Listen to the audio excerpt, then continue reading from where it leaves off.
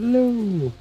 Welcome to one of the very first Pratt Bros vlogs. So, in this vlog, I really just wanted to test out some equipment, see if we'll be able to do this in Japan while we're on vacation. Just in case we can't get a Wi-Fi connection and actually record things live.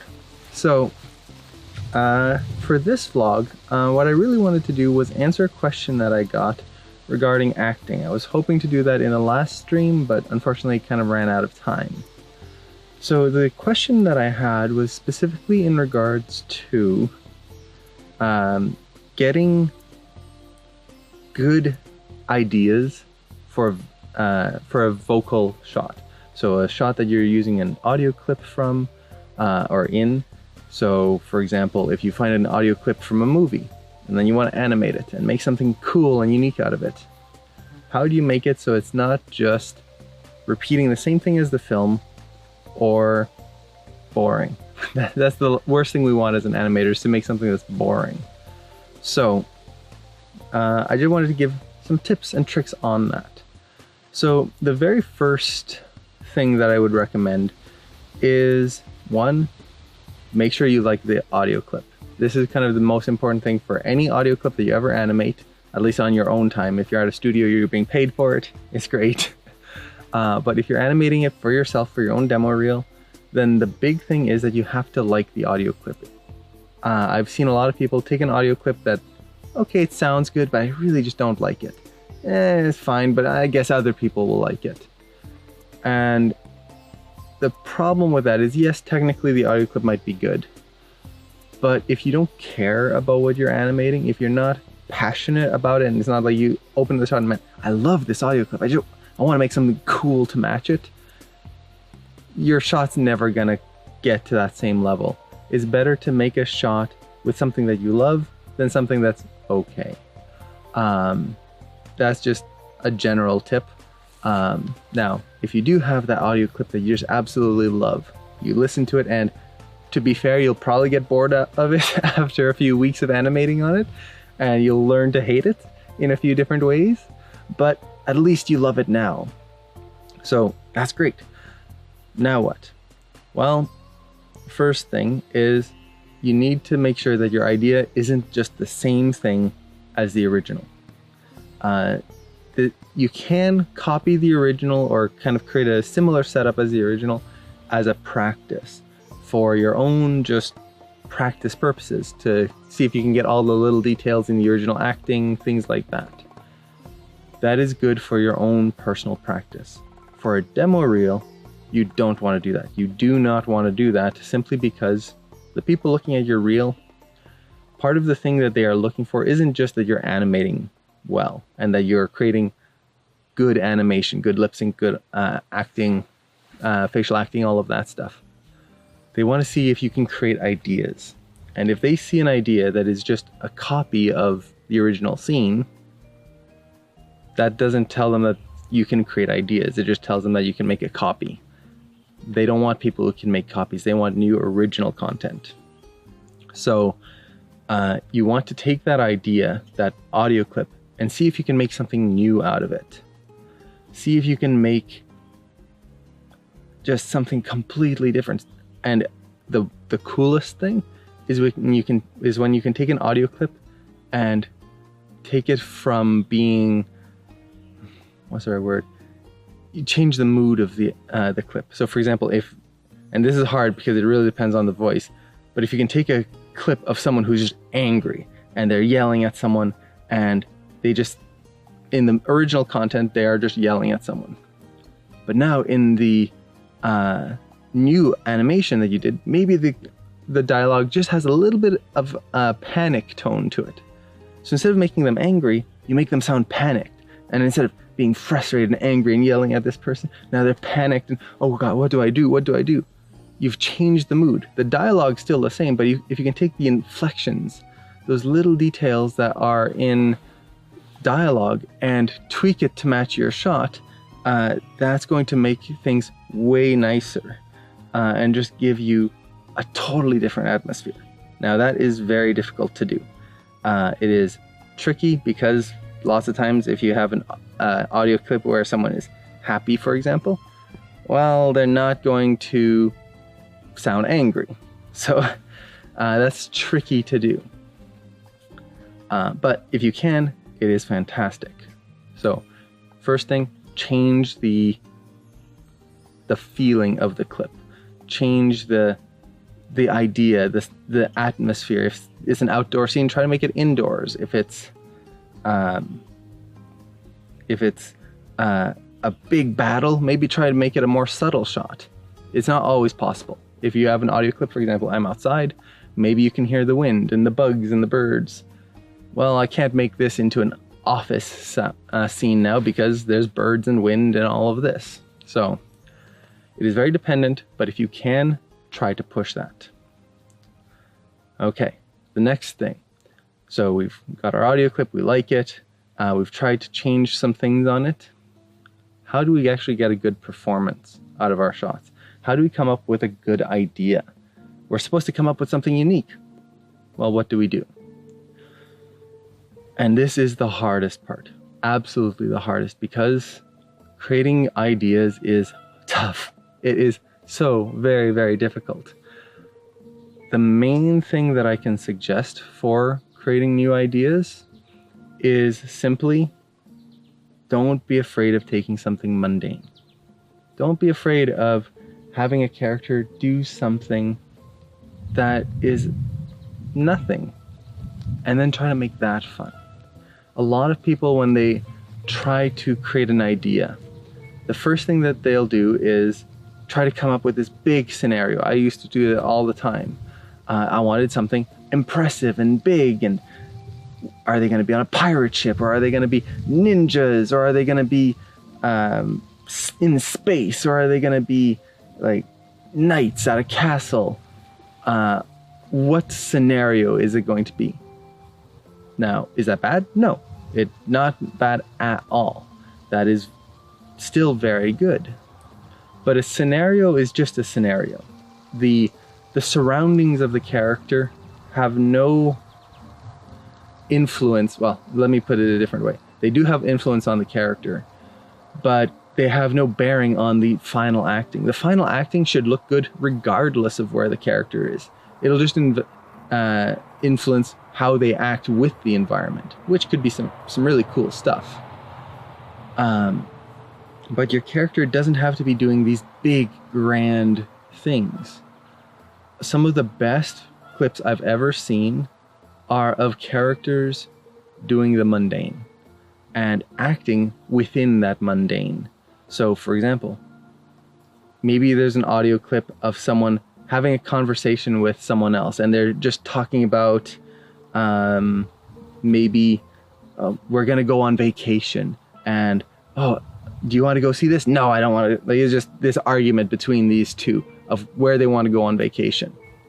Well, the obvious scenario would be they're packing bags, or they're in the car driving on a road trip, and you've got this scenario of them traveling. They're doing what they're saying. This is already something we want to avoid typically, is having the character doing exactly what they're saying. So if they're talking about, let's go on a trip, well, they're already like packing for a trip. If they're what would be a good example here? If they're saying, I want to go see the animals, having them right in front of a zoo, things like that. It kind of just spells it out even more. Not necessarily a bad thing, but it's not the most creative thing. So how can we make that a little bit more interesting? Well, have them do something. So, for example, maybe as they're arguing about going on this trip, they're just doing something unrelated to the trip. So maybe they're doing the dishes, or eating supper, or just getting up in the morning and they're stretching. I say, well, where do you want to go today? And I just want to stay here. Leave me alone. And that scenario can be a little bit more interesting than putting them directly in the scenario that the dialogue is saying 100%. Not always the case, but at least for the most part, it creates an interesting dynamic. And if you look at a lot of shows, a lot of movies, Disney, Pixar, DreamWorks, all of these great studios. A lot of times when they are embarking on their epic adventure, when they're doing their big montages, and when they're exploring these character elements, the characters are doing the mundane. They are starting a fire. They are resting. They are cleaning. They are just living. And that's what makes a scene interesting, is when the characters are living. Not when they are acting in a scene, but when they are living within their own world. That's what creates something memorable. And it doesn't have to be a big long montage of like living, but you want to make it feel like you've captured a moment in time, captured the characters. Well, just kind of like what I've done here is I've turned on the camera, I'm outside, and it's just, I'm doing this. Now I did put a little prep in here, tried to pick a place that has a nice background, but it's just turning it on and then record. You don't want to make it seem like a whole production where, okay, get the lights ready, wait, and action. And then the characters start acting, oh, pause, cut. No, it should be just, we're seeing part of their world and how they live. That makes a much more interesting scene. So that would be one thing. Now, as you're doing all of this, the next thing to keep in mind, so trying to keep the mundane aspect, and I use mundane, but it creates something more interesting when a character, a fly just landed on my nose, when a character can act within a world. So let me go to the next topic here, which is, how do we create a performance that is good now? So we've come up with our idea, and it can be, again, something mundane. It can be fantastical. I don't want to stop anyone from doing that. There are great shots that are fantastic. And by fantastic, I mean like just bigger than life. That is perfectly fine too. Just don't rule out the mundane. Now, in terms of performance, and you might notice there was a cut there. My camera only records for a little bit of time when it's not connected to a computer, so I have to start and stop it. So there might be a few cuts in here. In terms of performance, we've come up with a scenario. We've kind of created an environment for the characters to act in. But how do we make a good performance? How do we make our characters feel like they come to life and that they don't just do something because they're supposed to be doing something? And this is one of the biggest things that I tend to see when it comes to student work. And it's not necessarily a bad thing, but it is not as interesting as it could be. So for anyone who isn't familiar with this kind of concept, it's basically when a character is doing something that is unmotivated by who they are. So, for example, if a character is walking along and they go to pick something up, the last thing you want to do is have them be vanilla. So they just walk by, pick something up, and then turn. Okay, they did the action. They did what you wanted them to do. And I do hope all of this is in frame. I have no way of seeing what's on camera here. You can have them do something, but you always have to keep in mind in any shot, and this goes for body mechanic shots, acting shots, any shot, who is doing this? Who is actually performing these actions? If you don't have that, you don't have a shot. All you have is a body mechanics test of a character doing something. And it's the same thing with dialogue. If you have a character who is speaking the lines and they're just standing there talking and they're just looking and, hello, how are you? I'm doing well today. Okay, hi. That's boring. It's not interesting because this is just one rig that is being put through the actions of lip sync and movement. What you want is a character, and this goes for anything, any little thing that the character does, reaches for something, just stretches. Everyone's going to do that a little differently. And a good example of this is just do a Google search for Big Hero 6 animation tests, and you want to look for one where it's the character sitting down. It is a simple idea. This comes down to that mundane concept that I was talking about. They did animation tests where all the characters from Big Hero 6 sit down. That's it. They just sit down at a table. And every single character sits down differently. Every single one of them has a different personality, will approach the chair differently, and will move it in a different way. And then they'll sit in a different way. That is character acting.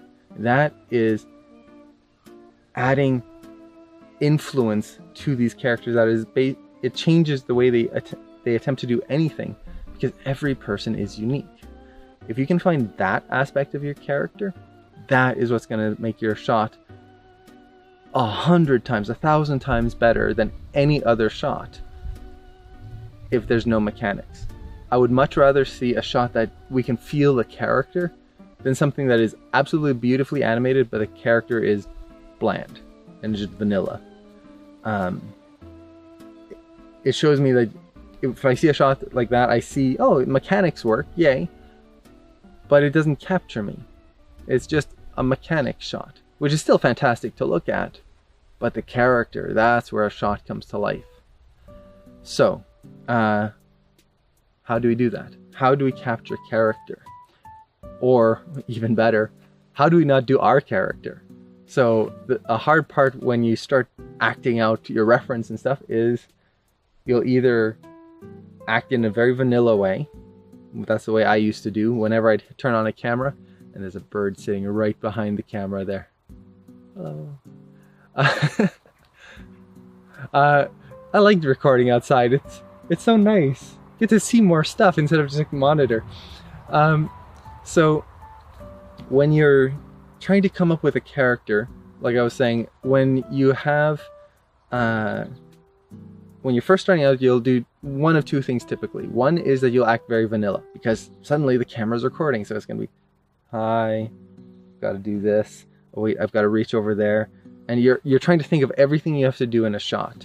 Oh, I've got to take, okay, 2 steps over here. Hello. Okay, step back. Okay, do that, and it becomes very robotic. You're not moving in a natural way. You're not just moving in a relaxed state, and it's just moving around naturally. You're trying to okay, 1, 2, hi. Oh, I've got to anticipate and run, and you're trying to break it all down. You don't want to do that. That takes practice to get out of that habit, to just start moving naturally and to try to react to things naturally. The best thing you can do for that is just rehearse the scene over and over and over and over and over and over and over and over and over and over and over and over again until you're familiar with how you need to move through. Don't do it to the point where you've got every motion like down. I move 6 inches this way and then 3 inches that way and then 12 centimeters up. No, it's more just getting into the habit of, okay, I need to move over here. Okay, and then I'll look over there and, oh wait, what's that? So you just kind of become familiar with the scene enough that you're not having to think of every single movement. Because the last thing you do want to do is just think of everything. Half the fun of reference is finding out the little things that you do. The way you'll stop and think first before reacting. The way your hands might move as you go through a shot. So don't over prep for it. Now the next thing that tends to happen is we tend to act as ourselves because, well, we are we. And we do not like to, as humans, we act based on what we are used to. So when I look over there or I move over here, I will move my way, the way I've been moving for the last lifetime that I've lived, my whole life. And it can be hard to get out of that and to create a performance that is unique to that character, especially when you are not given a character. In a film, this becomes a little easier because you're given a character sheet. You're given all of these templates and these acting choices, and you have someone who is there, your animation lead or supervisor, who is there to help you understand who this character is, that makes it way easier. You're just told, yeah, they're gonna move in this way, and then you kind of go from there. Yay. What if you have to do that on your own? You have your audio clip and you know what the character is supposed to say and do potentially, but how will they do it? That is the hardest part when it comes to the acting portion of it, because you don't want it to just be you in every single animation you ever do. Every character should be unique. So one of the simplest ways of creating a unique performance in your characters is simply think of 3 adjectives to describe them. Just 3. You can add more, but 3 is usually a good number. So what I mean by this is try to take 3 adjectives and think of how those would influence how the character moves. And when you're picking them, don't always pick negative and don't always pick positive. You want to mix them up a little bit. Even a hero character should have some negative aspects to them. A villain might have a positive aspect to them. So you can mix it up. You don't always have to, but I find it makes a more interesting character. So for example, let's say I've got a character who has to walk just a few steps. That's all it is. Well, if I was just recording this myself, and I know you can't see my legs, but hopefully we'll be able to see it from the upper half here, and hopefully you can see my upper half because I don't know what it looks like on camera yet. So if I'm walking and I'm just going like this, that's kind of boring. It's just me moving. Or actually, let's kind of stay within camera and have a character reach for something. So if I'm reaching for something, I'll just do that. Reach up, done. Simple, no problem. But that's not the character, that's just me reaching. So we think of 3 adjectives. What if the character is shy? What if they are shy? Well, let's see. Shy, but they're also energetic. It's also fun to find contrast. So they're shy, but they're full of energy. Usually shy people, when they're animated, they tend to be very low energy. So it's shy, don't want to be out in the open. They're trying to make themselves small, and they'll move slow because they don't want to draw attention to themselves. But what if this shy person has a lot of energy and they're really like, they're low, but oh man, bouncing. Hopefully no one sees me, and then okay, I got it. So they're trying to reach a lot faster, or they might even bounce. So maybe not a full reach, but they kind of jump forward a little bit because, well, they don't want to make themselves a big open target. They're trying to be small, so it's, take it. So they're a little bouncier than someone who is just shy and reserved. Alrighty, that's just 2 adjectives. What if they are also clumsy? Well, now they trip as they do it. That is totally different from someone who is, let's say, lazy. Another adjective, lazy, but also maybe tidy. So they're lazy, but they like to keep things clean. How would they move? So lazy, kind of laid back. They don't want to expend too much energy. Everything's just kind of down, dragging. So trying to be really relaxed. They're tidy, so they might try to adjust their shirt. Okay, keep it loose, but it's going to be very low energy. Whereas, like, let's say you're prim and proper and everything's straight. Oh, gotta straighten my shirt. Like everything, like constant motion, just trying to readjust it. And okay, reach. Oh, readjust, and everything's straight. This is a lazy person, so they'll be like that. And, oh, my shirt. Okay, I'm adjusted now. They're lazy. They're still tidy, but they're gonna do as little fidgeting as possible. When they reach, it's not gonna be a full extension. That takes more energy. It'll be just a half reach. And they're not gonna really move because, well, they're lazy. So they're just gonna lean a little bit and grab it. Again, 2 adjectives so far. What if they're also Well, what if they don't like germs? What if they're very like that? We used a contrast before between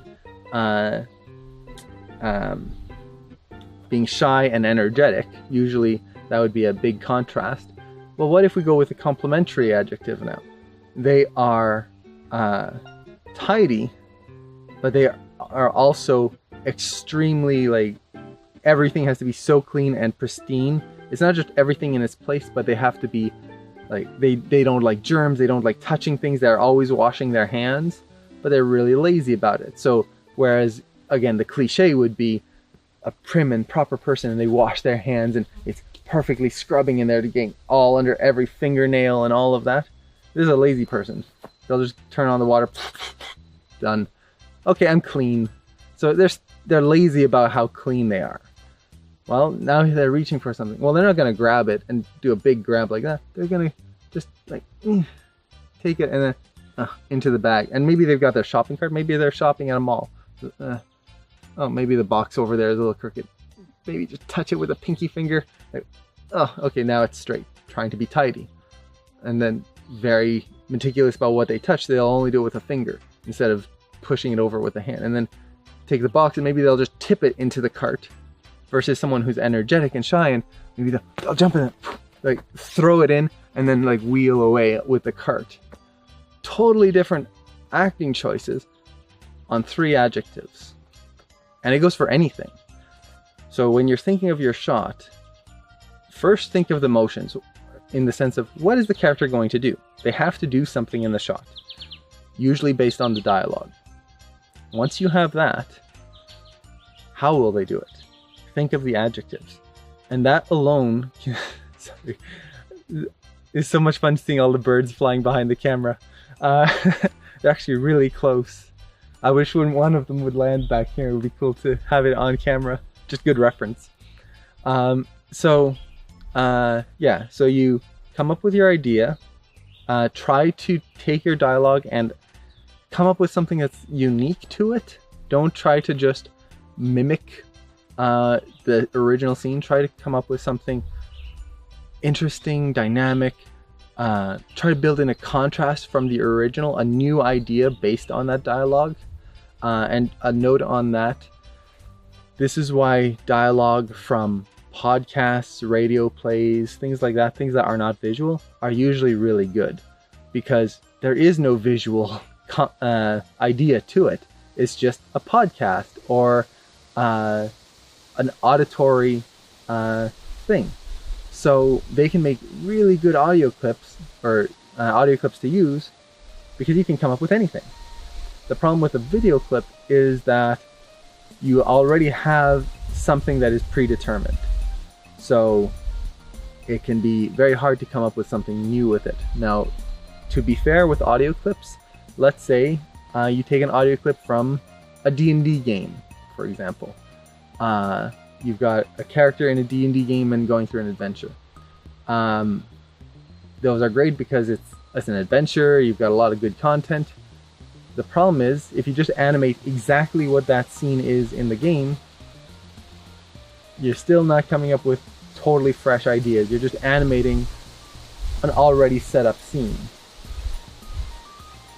Not that that's necessarily bad, but again, try to change things up. Try to add your own take on things. So once you have your audio, you come up with your scenario, come up with your setting. Once again, the setting doesn't have to be fantastical. It's okay if it is, it's still great, but do not be afraid to animate mundane. Again, the Big Hero 6 shot. Characters just sitting down. It's just a body mechanic shot of someone sitting. It's not parkour, it's not a lightsaber battle, it's not a sword fight, it's not this epic moment, Lord of the Rings, riding the horses down the ravine. No, none of that. It's a character sitting. Something we do every day. Something we see every day. And yet, it was so alive. Because it's relatable. And the way they do it is what's interesting.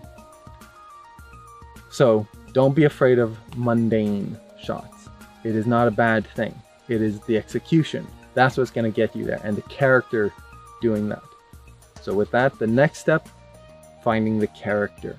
You do not want to animate a vanilla rig just moving through the scene, doing nothing. And for some people, I know the term vanilla might kind of be a little confusing. I've heard, or I know some people, especially when you're starting out, what's vanilla? It's like, vanilla is a good flavor. I personally really love vanilla ice cream. The term vanilla comes from kind of, it's the default. So for example, if you're going to an ice cream store, at least in North America, the default flavor is usually vanilla. And then you can change the flavor to chocolate, or you could add things to the vanilla to make it more interesting. But the default is vanilla. That's where it comes from. It's not that it's bland, it's just, it's the default. So a vanilla rig or a vanilla character is just the default rig, T-pose, not much else, and that's it. So to make it more interesting, we add character, we add different elements to make them into something else. So we don't want to animate the vanilla rig, at least not on a demo reel shot. We also don't want to animate ourselves. It's okay for 1 or 2 shots. You can definitely animate yourself. It's not a bad thing. But let's say you've got a demo reel that has 6 shots on it. If every character just moves exactly the way you move and does the things that you move, has your facial twitches, your little nuances, that might not really sell well because it's all the same. So instead, try to make something unique. You can do that easily, at least. It's still not easy. None of this is easy. It's always hard. But you can do this by thinking of adjectives. That's going to help you create something new. And when you create those adjectives, don't just write them down and, okay, done, let's act. Think of how those will affect. Just like I was doing here. How is the body posture going to change? If they're shy, their feet are going to be close together. Everything's going to be tight. If they're energetic, everything's going to be out, and they're going to be like really kind of like, oh, I'm ready to move, just moving all the time. If they're prim and proper, everything's going to be tight and straight, and if they have to reach up, it'll be like tight. Everything, if they're lazy, it's just loose. Everything's loose and everything wants to drag down. These will add visual elements to the character and influence everything they do. Everything. Even the way they breathe might change. If you're lazy, you might breathe with your gut. If you're energetic, you're going to have this like big chest movement. Prim and proper, it'll be tiny short breaths. Because, again, we don't want to mess up our suit. So we're going to have a totally different performance just with that. And then when you layer all the other things in, then you've got something fun. Now there's one more thing that I want to cover here. And that is that to really get a good idea, to really sell your shot, and a bug just flew in front of the lens. I hope that doesn't come up on screen. I want the bird back here, not a bug.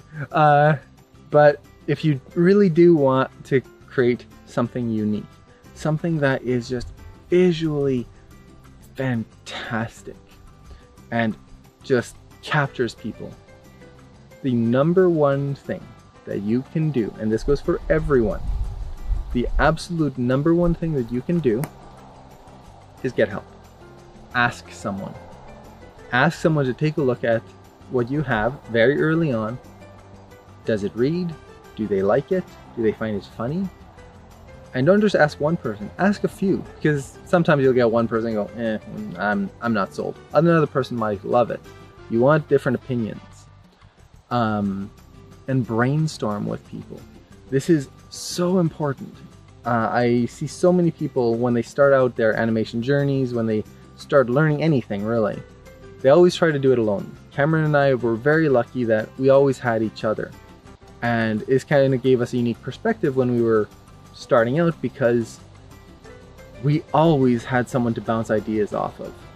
And it really helps. And we've seen students, now that, especially now that we're teachers, we've seen students that try to come up with ideas and they struggle so much because they are doing it all on their own. And there's a problem with that. When you're all on your own, it is very easy to throw out ideas too soon, or to never explore ideas far enough, or to lack the perspective to actually come up with a new idea. Now, what I mean by lack perspective is we are all influenced by our own experiences. We've all lived different lives. We've all seen different things. We've watched different movies. And you might be trying to come up with an idea that from your realm of perspective, from everything you've seen in your life, you might just not have that one key that would take the shot from okay to, oh my god, this is one of the most awesome shots I've ever seen. You just don't have it because you haven't had that chance to experience it yet. Is that bad? No, it's being human. That's why when you look at films, there are huge teams working on them because everyone brings a different perspective.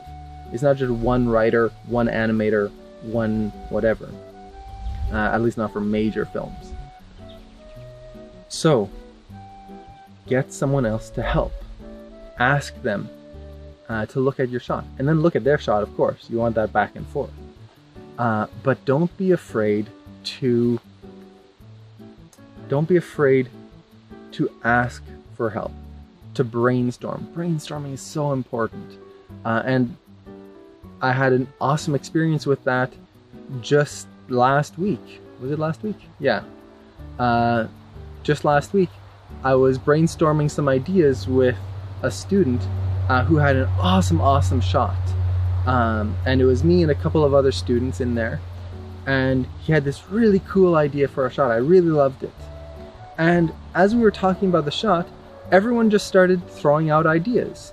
Oh, what if the character did this? What if they interacted with the shot in this way? What if you changed the cinematography like just a little bit here? The core idea was exactly the same. But suddenly, the shot was way more interesting. And it's not to put down the original idea. The original idea was still fantastic. But when you're working on a shot, think of all the things we've just covered here. We've covered finding the audio clip, thinking about ideas, thinking about who the character is, and then you have to do all that. Now you have to set up the scene, create the composition, have them move through the shot, all of this stuff. That's a lot of things to think about. So by all of that time, your brain is tired, and you might not think of something super obvious. Is that a bad thing? No.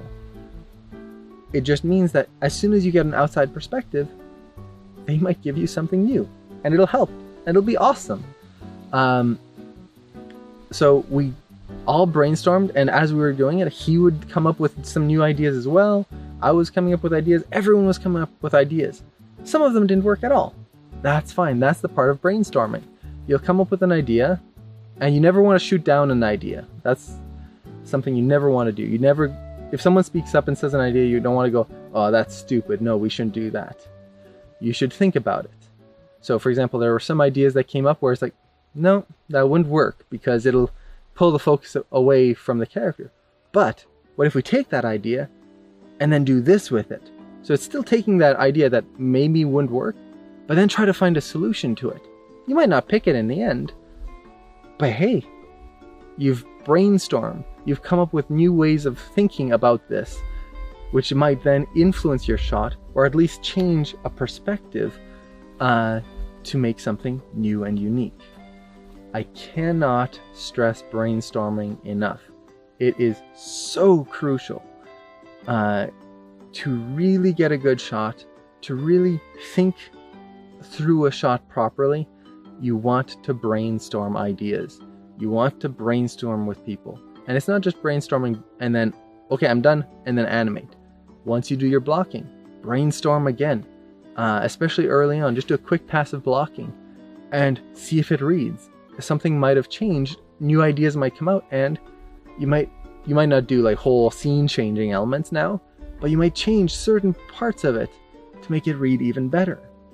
If you can do that early on in a shot, you'll have a solid base that you can then work on for the rest of the shot, and there you go. If you don't have a solid base, everything else that you build up on, all the refining, the polishing, everything, is never really going to sell because the base was never polished. So that would be my main answer for the original question, which was how to make a memorable shot, how to make a shot that has interesting characters and that isn't just a mechanics exercise.